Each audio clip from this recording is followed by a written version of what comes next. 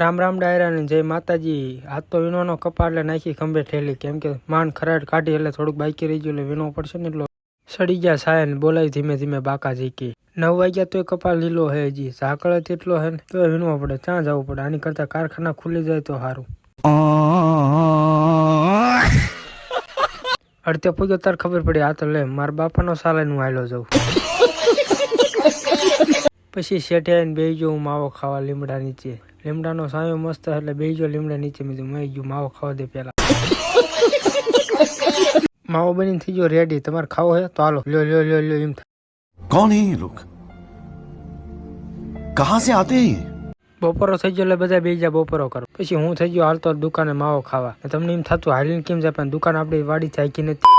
8 વાગ્યા એટલે મમ્મી બને નાખી ચા, પણ પેલા મેં ખોટો સડેલી પછી આવી કપાવીનો એટલે હરિયો હું પાછો મોટો બંધાણી ખંભે નાખ્યો કાળો સલાખો થઈ ગયો હાલ તો કપાવીનો। હારે હારે માવો ખાતા જઈએ તો મજા આવે કપાવીનો।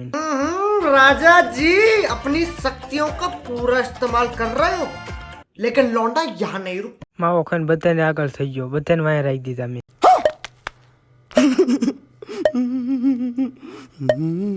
4:30 એટલે માવાનો ડોઝ ઉતરી ગયો, મેં તો હાલે મોટા માવો બનાવી લે, હાલે બે ભાઈ ખાઈ।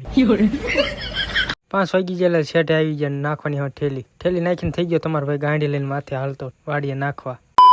6 વાગ્યા એટલે તમારો ભાઈ આવી ગયો નહીં તો ધાબા ઉપર। આ હે આપણો 17મો બ્લોગ ને તમે લાઈક ફોલો ન કર્યો તો કરી વાળજો, મળીએ તમને બીજા બ્લોગમાં।